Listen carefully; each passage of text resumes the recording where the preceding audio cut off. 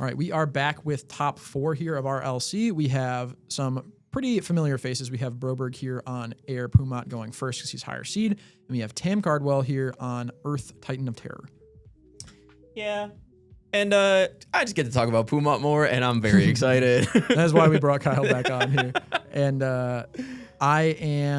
we're seeing Tam bleed a card in his hand that I think is really interesting for these Earth Pumat decks. We'll talk about the adaptations in those lists in this event specifically. Actually, I was going to say, we'll talk about Kevin getting a 5 build, but no, it was just a measly 4 build.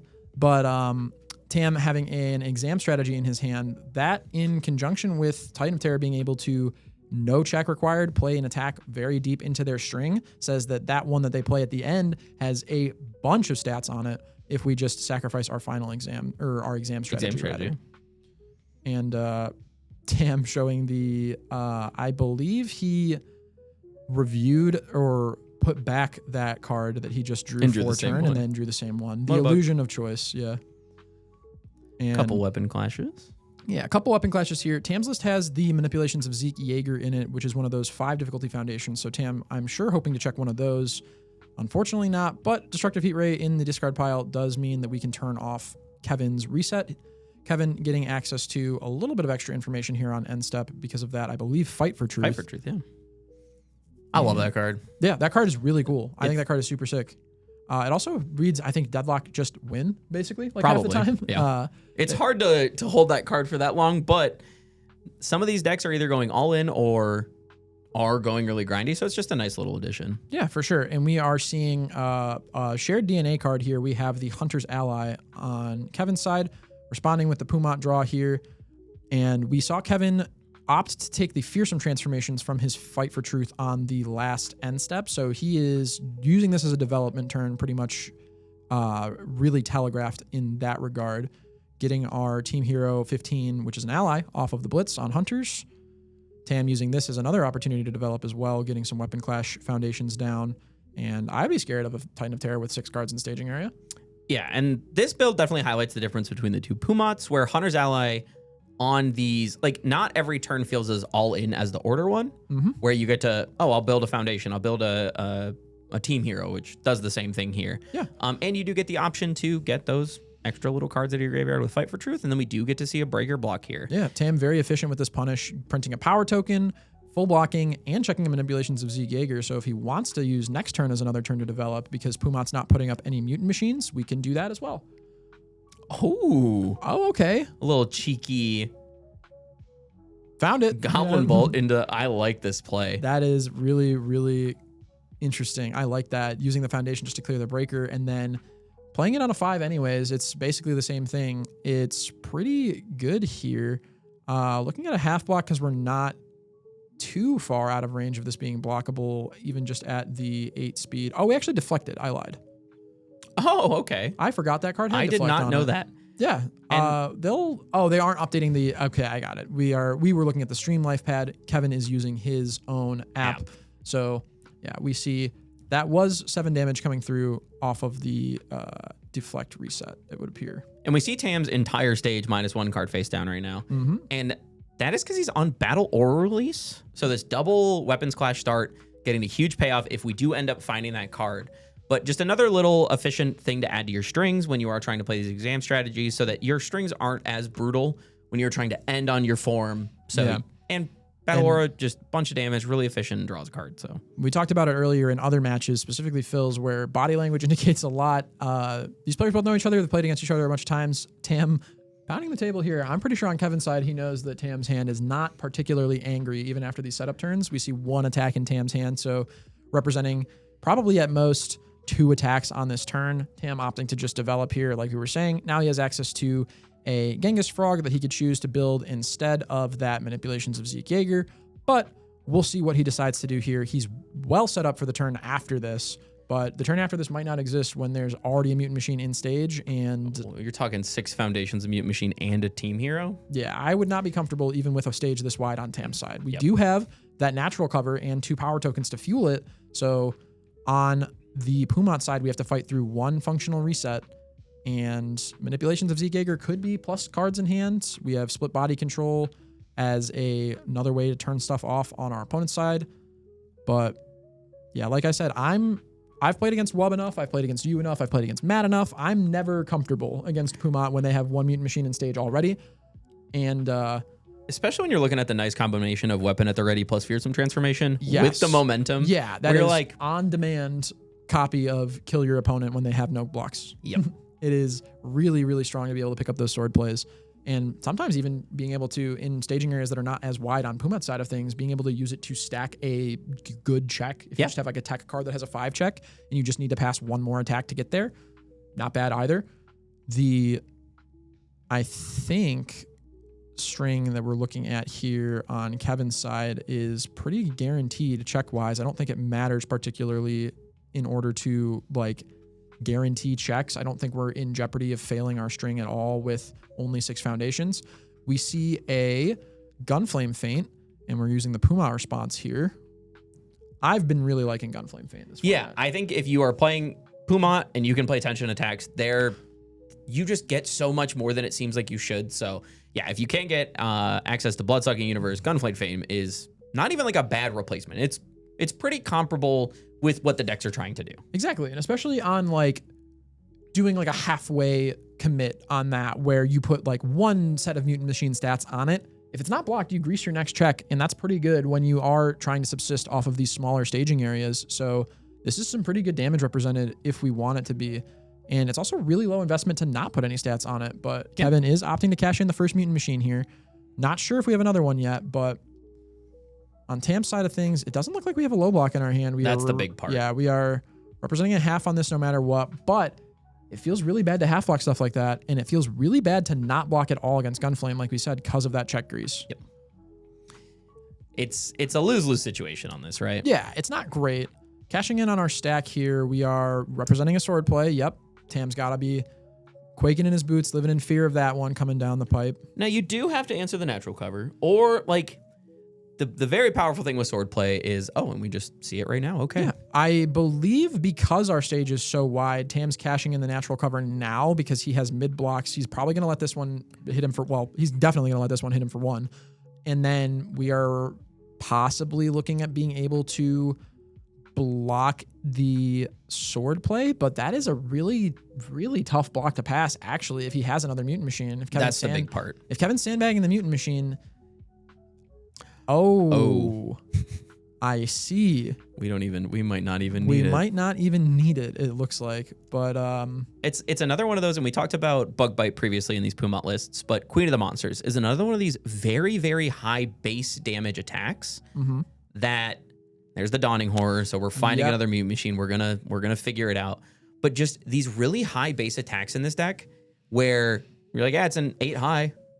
You can block it. Yeah. If you block this one and you don't have the stats or ability to block another one, then whoops. Yeah, we did see manipulations get a card, but it's very hard when everything is so big. Yeah, I do like the application of manipulations in these Titan of Terror lists just as sort of pseudo deep draw because you're milling. And this one's not a comfy block. We don't have any resets, but Tam knows that he can't bite on that one, has to save his mid blocks for this. And we are going to see now if he's able to go the distance with the block. No ranged there for the pickup. We are at 9 mid. We have, I think our best block is a +2. Oh, it's a 0. I lied. I didn't see the frog. Unfortunately, I think Kevin still has like 6 foundations up, and there's, second sword play. Another copy of the machine that was not readied already. This one, I think, is just an impossible block, but Tam making sure that he keeps Kevin honest, put him on show me, and click the buttons in the right order. Yeah, click the buttons in the right order. 9 mid with a +2 mid block. That's a 12. Checks I guess he could get there. There's a 6 on top. Yeah. Well, and he's just making it 16 right here on the sword play. If Tam has a perfect half somewhere that sneaks this out, it makes it so we don't have to do any more thinking. Figure it out. Yeah, exactly. You got second frog? No? Okay. Looking for the 6 on top. That's the only way we live here. It's a 5. Just shy by 1. And that's going to be game 1, I believe, because the deflect's not going to save him. Yeah. Yep. And we've seen it a lot. These Pumat decks there are so many turns, and I think that's why I like the deck a lot, is there's so many turns where you're like, just click the buttons and it is so hard for your opponent to actually do something. Oh, for sure. You putting your opponent on better habit in Pumot is not like I don't know, maybe this will walk. It's well, this usually works, but show me it might not. And I think we are commentating this after Chicago. Yeah. And I think Chicago's results very interesting. Obviously, Titan of Terror took over everything in terms of percentages of results. Yeah. But we watched the other kind of breakout deck from the LC season in Reiner be able to take that one down. Obviously, in a couple days, we are going to see our new list for what is happening to some of these cards. Reiner seems like one that's a little bit harder to interact with. They might hit something small out of it. Yeah. But we assume Titan of Terror is going to get hit. But I will just namesake him here. Wub did not play Pumot. Yeah. Wub has been playing a bunch of Pumot, shifted to Reiner, and has incredible results. But I thought after our LC that we were going to see a lot more Pumot. Yeah. That did not happen. No, I think the takeaway was that the Pumot decks, I was not as tapped in necessarily, but I think Wub said something along the lines of Pumot is unplayable. That's obviously hyperbole. Yeah. But I'm not sure what led to that conclusion. However, he won the thing with the new guy, right? So, and I do believe we've tested it. The Reiner matchup is very hard. Yes. So as much glazing as I want to give Pumot, because like it's crazy. Every time it got on camera, we just watch it crush, demolish. Yeah. And I tried to keep it off as much, but all of the top tables just had one at it. Pumot, yeah. So it was really hard to like get a good mix up. But 3 Pumots in the room, 2 were in the final. Spoiler alert. If you haven't figured that out yet. Ooh, really quick. I just saw. I'm not sure how I feel about this. Tam, I like bringing in the Radiant Visages. We saw how much damage that Pumot can do with momentum in terms of tutoring stuff, in terms of using those roaming cancels if we need to. But in order to bring those in, we took out 2 copies of Guardian Angel of Chinatown, and that is our best answer to the Roman cancel. Yeah. I don't know if I love that swap there on Tam's side. I will highlight just the power of the Roman cancels. Like, every piece of it, if you've watched all these matches, we watched Matt put on a clinic with it, keeping a moment of normalcy off the table forever. We have probably seen it referee jury. And as you referenced in one of the other matches, if you get into these weird states, you go, yeah, we'll stack a card and clear it and draw. Yeah. And it has another line of text that I always seem to forget because it can't be better than the other 3. Change zone. Oh, sure. Just another really good application of it, especially if you have the read on what's in your opponent's hand. And in general, I've seen that used very well with Stroke the Big Tree. Not that, I mean, specifically Titan of Terror could play it because Fire Attuned, but when you have power tokens, using that part of it is really good to make it a functional throw and just kill your opponent through a half block if you've saved up enough power tokens. But if Sword Play is a high or low?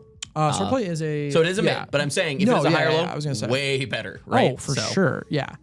Yeah, Roman cancels, if your deck can get a couple in there, they are all just so good. Yeah. That card is so good. And in Pumot, we see Dawning Horror. We see some other ways to use that momentum. But for sure, yeah. It always does something, and it's very rare that you see it go to your turn and your Roman cancel token just disappears. Yep. Usually it's used before then in some way, shape, or form. But going into game 2 here, I believe.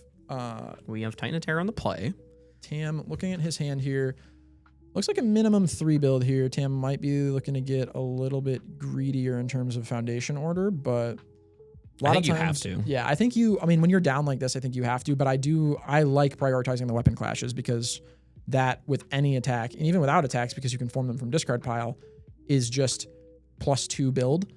Even if they're face down and don't matter, that's perfectly fine because you are just trying to not get turn 2'd by Pumot, building your stage wide, and then leveraging your play as Titan of Terror, which is the scariest time, obviously, for most characters, to just kill your opponent before they can turn the corner.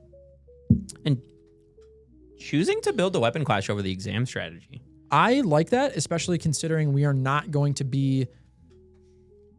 probably aiming to be a little bit more moderate on our turn 2 string here, especially post board where Kevin could have brought in some amount of answers or resets. But we are probably looking for a develop turn here alongside getting some free damage in. And I really like prioritizing the weapon clashes first, because then once you build wider, once you draw into more of those attacks or have more things in your discard pile that you have access to, you can pop the exam strategy for way bigger stats later. Yeah. I think it's much easier for Pumat to kill on 2 or 3 than Titan of Terror is to kill Pumat on 2 or 3. Yeah. The defensive pieces out of Pumat are just like more efficient, but we just see more foundations. Yeah, I'm pretty unfortunate on Tam's side of things. We didn't have, it looks like, an ally in our discard pile that we wanted to build off of our Hunter's ally here. Checking a Destructive Heat Ray, that might change some things. Maybe turning off a Fight for Truth, maybe turning off the fetch an asset from our discard pile card, but we have that covered on the Radiant Visage angle. The Bachelor Arrives can't be, unfortunately, sniped off of just 1 Destructive Heat Ray because we only will have 3 power tokens total between the Titan of Terror response and the Destructive response, but this can only get the Inspiring Song. this could get, with Titan of Terror response, we could get any of the 2 diffs. Oh, that's true. That's true. Sorry. I'm so used to it being less that I'm like, I gotta be careful, but no. Opting to stop the sculpt with that Fight for Truth, Which or makes sense. digging 3 cards deeper as opposed to anything else. Bachelor Arrives, answering the first weapon clash. There we go. Words are hard. Second weapon clash will walk, though, building our stage out a little bit wider. And Tam with the Shin Hashigeki in hand. If we don't cash in any of our power tokens here, we have 2 attacks in hand. As long as we can weather the storm, it's looking like we have a pretty potent offensive string lined up for next turn. But this is the scary part of giving your Pumat opponent an enhance on turn 2. Yeah, we gave him the Mutant Machine, so he's got that in play. Probably greasing our own check here. Yep, we are making sure that it's passable because Tam's at the end of his string, not playing any more foundations likely. And yep, opting to flip over the Bachelor Arrives with our split body. Good stuff there. Pumat stage looking pretty blank. Shields are down here, and we have a really wide stage on Tam's side. We are basically just trying to untap here, and we'll be really happy. But 2 cards? 2 cards. One of them is a Shin Hash. We have 2 power tokens. We're pretty set up on Tam's side of things with that natural cover also. We're representing a reset, a way to strip keywords off of stuff, and a way to get rid of momentum, as well as, since there's no Bachelor Arrives on Kevin's side, we have access to -2 damage per attack with weapon at the ready if we really need it. Pretty happy on Tam's side of things. Yeah, it's a good place to be.